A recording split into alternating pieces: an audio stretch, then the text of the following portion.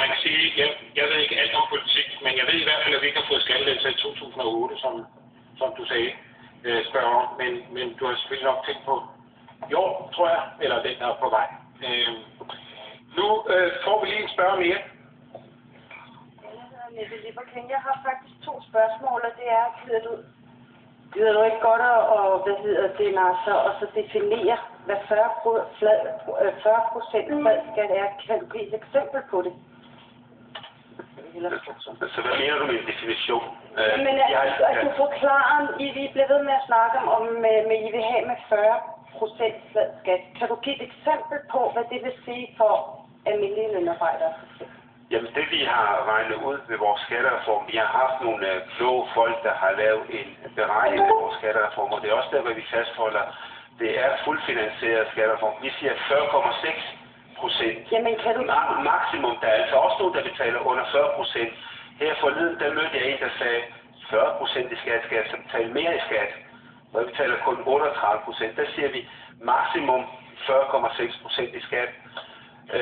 Og det siger vi, fordi vi mener faktisk, det er det, der er nødvendigt for eksempelvis at få en overlæge til eksempelvis at arbejde 2 timer ekstra. Det er jo sådan i dag, hvis en overlæge, og vi har brug for læger, skal arbejde et par timer ekstra, så skal han i dag betale 60%. Der har jeg forstået, men jeg tænker på, kan du give et eksempel på en almindelig lønarbejder, hvad det vil så sige at have en 40% fladskat? Jamen det er jo sådan, at en skattereform kan aldrig være 100% retfærdig, men på længere sigt, og hvis du ser på det fra oven, så er det faktisk til alles fordel, at vi frigør flere hænder. Kan jeg ikke få et eksempel? Jamen, vil du have en beregning? Altså? Jeg vil have et eksempel for en almindelig nede på jorden med. Så vi tjener 1 million. Altså. Ja, hvis du tjener 130 kroner i timen, ikke? 12.000 måske om 14, 17 og 18.000 om måneden. Ja, kan vi ikke tage et rundt beløb, så bliver det nemmere? Ja, 20.000 om måneden. Ja. Og hvad jamen, så er det, jeg siger, hvad er det, du mener? Kan du ikke definere, hvad 40% fladskat er? Giv en beregning på det. På en mand, en dame, der tjener 20.000 om måneden. Ja, okay. Ja, jamen det du beder om det at få en beregning. Altså, hvor meget betaler man i skat? Yes. Jamen, okay. Vi har ikke lavet en beregning i forhold til, om man, hvis man tæller nej, men du kommer alligevel stadig kunne give et eksempel. Jamen. Altså, er det fladskat, fradrag, eller hvad er det, du mener med 40%? Jeg forstår slet ikke dit spørgsmål. Nå, er der andre, der forstår det? Nu må du så lige... Hvis det er, at folk ikke er enige med mig, ikke også, så kan de bare klappe i, og så kan de så komme selv herop, og så begynde at diskutere det.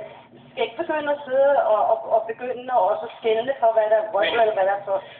Nå, okay, det er sådan... Det du spørger om, det er mere end... Fordi vi kan nok finde nogen, der kan regne ud, hvad 40% af 20.000 er. Men det er ikke det, du spørger om, vel? Nej, jeg spørger om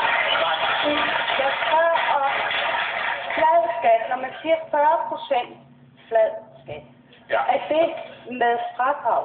Eller hvad er det, at Lars han mener? Altså, er det før eller efter fradrag? Jamen, det er jo forkert. Jamen, det er forkert at kalde det fladskat. Det siger du selv. Nej, det er sgu da sagt. Nej, du har også. Nej, jeg har ikke sagt fladskat.